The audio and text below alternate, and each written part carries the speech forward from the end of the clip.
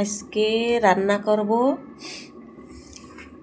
Tomato দিয়ে, আলু দিয়ে, পেঁয়াজ দিয়ে চচ্চড়ি।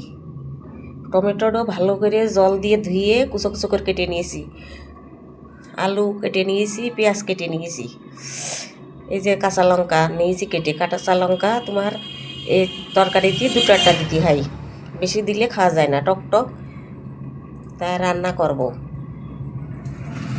আর শুকনো লঙ্কা আর জিরে তেলে দেব।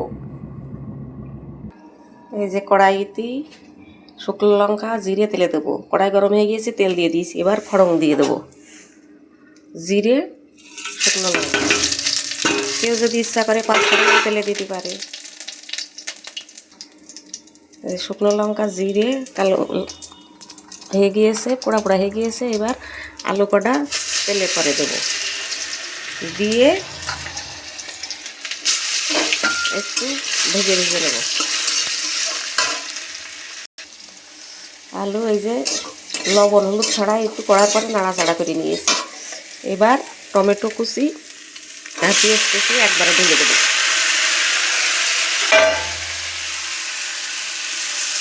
আলু আলাদা করে একটু ভেজে না নিই, তোমার ওই টমেটো পেঁয়াজের সাথে ভালো সিদ্ধ হয় না, টক টক।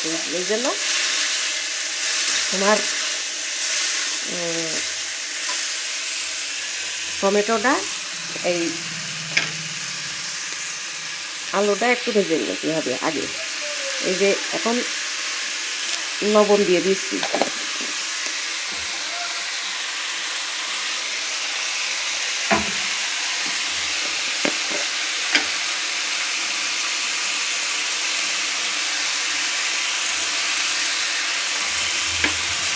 এই যে হলুদ গুঁড়ো দিয়ে দিলাম, দিয়ে নাড়াচাড়া করে নেব। এই যে এরকম নাড়াচাড়া করতে হবে, এরকম নাড়াচাড়া করতে হবে, আর এরকম একটু করে নাড়াচাড়া করতে হবে, আর ঢেকে দিতে হবে। এই দেখো, এই ঢাকনাটা খুলে দিতে হবে আর নাড়াচাড়া করতে হবে। করে এই দেখো এরকম সব সিদ্ধ হয়ে গিয়েছে, সব টমেটো সিদ্ধ হয়ে গিয়েছে, আলু সিদ্ধ হয়ে গিয়েছে।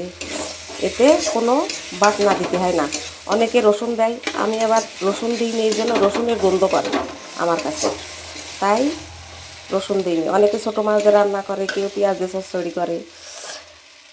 তা এরম করে ঘন্টা মতো করে দিয়ে এই যে সব সিদ্ধ হয়ে গিয়েছে।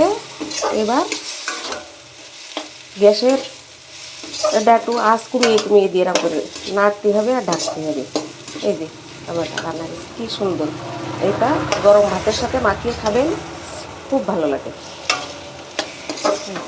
রান্না শেষ টমেটো চচ্চড়ি।